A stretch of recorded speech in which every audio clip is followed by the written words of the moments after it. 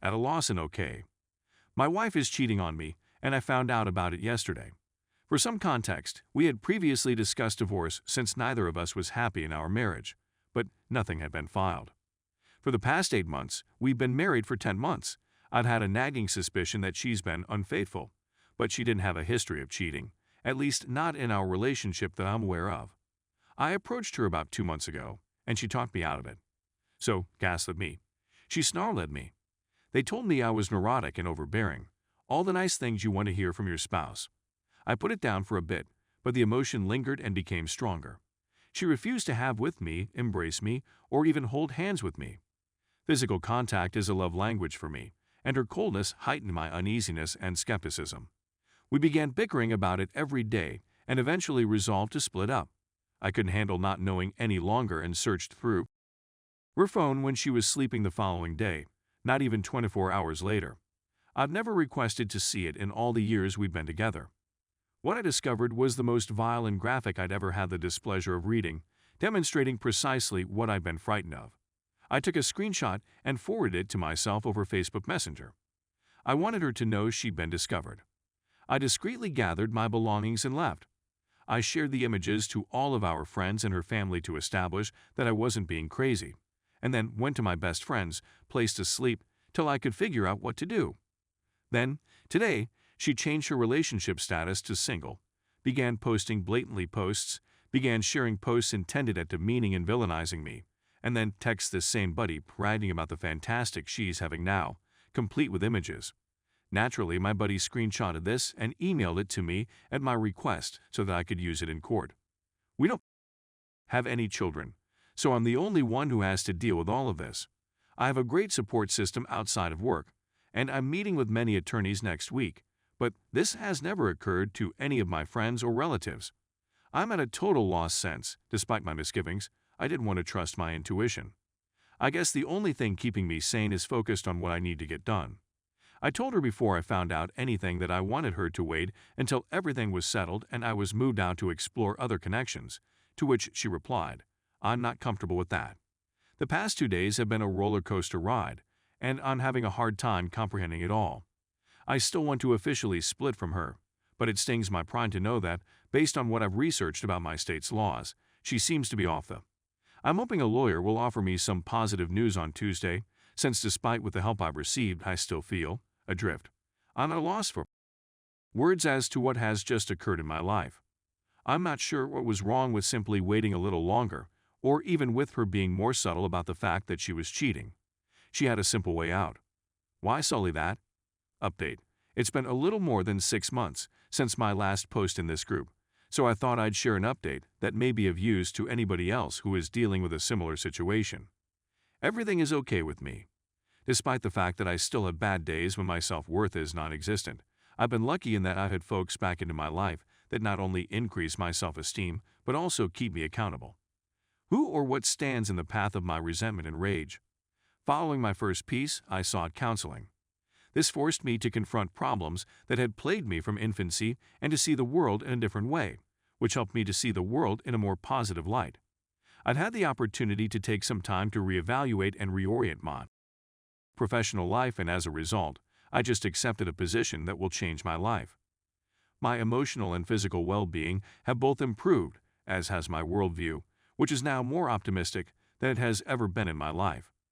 I understand that everyone is different, and that everyone is in a different position, but I guess what I'm trying to convey is that things do get better. Most of the time in little ways, but over time, those modest ways accumulate.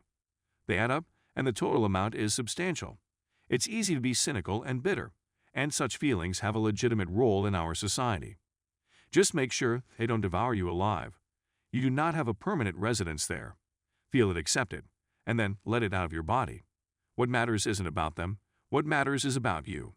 It is the first present you may give yourself while you are in a state of despair.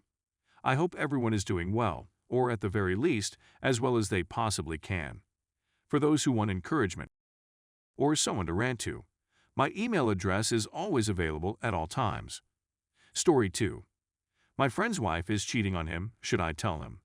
The situation is complicated since I work in the information technology field and have been familiar with the bulk of the people in my cubicle.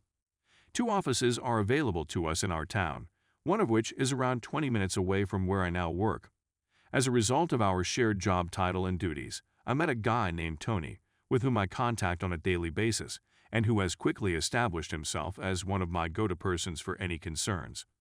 We had a few of girls working in our contact center, and I had already learned through previous conversations that one of them was engaged. Our client's name was Karina, and her husband's name was Eric.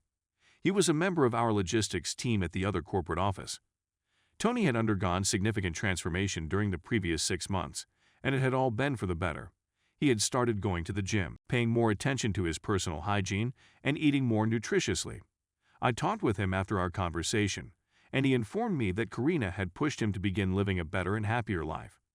Tony struggled with his mental health and would sometimes miss work as a result of anxiety attacks. A couple of times when I was having difficulty resolving some technical issues with the customer's software, Tony came over to assist me with the process of fixing their system, and I couldn't help but notice a text from Kay with her picture on the contact photo, and they were messaging each other hearts and whatnot while he was assisting me with the process of fixing their system. I began to see them more and more often. They would always sit outside the office together for lunch on a daily basis. I also saw them instant chatting on Facebook throughout the day, as well as sending out a lot of emotional messages and sometimes making baby and love eyes at one another. Normally, I'm not the kind to become involved in other people's enterprises, but as time went on, my boss started enlisting my assistance in the logistics department, which was suffering from a lack of qualified personnel. As a result, I began working 2 shifts over there and 3 at my regular place of employment. Eric and I had several conversations while I was there, and we got along quite well.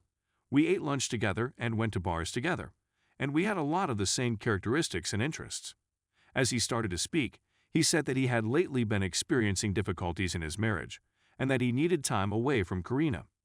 Meanwhile, a few employees confided in me that they had seen Karina and Tony out for dinner after work or in each other's cars before the office doors opened on the day in question. So during another conversation with Eric, he revealed in me that he wasn't delighted with Tony spending so much time with Karina.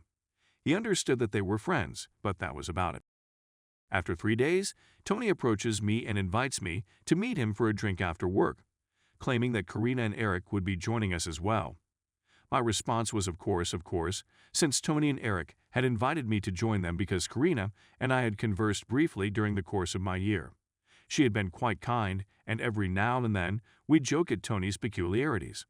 Throughout the evening, everything went well, although I did note Tony was sitting closer to Karina than Eric and I were.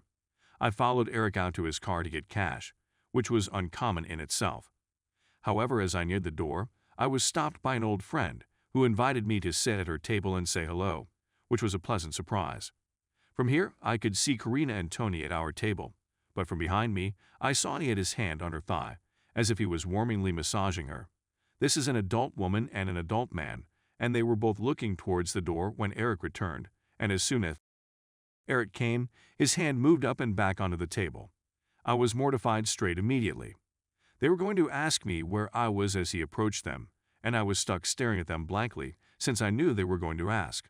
I returned to the room, and Karina and I exchanged looks as if nothing had happened. Several of my employees have been confessing more and more over the course of the last 3 days, including myself. Although Tony and I work together and have never had an issue with him, Eric has been really unhappy about it at work, and Eric and I are fairly close, so it makes me feel like a poor friend for not being completely honest with him.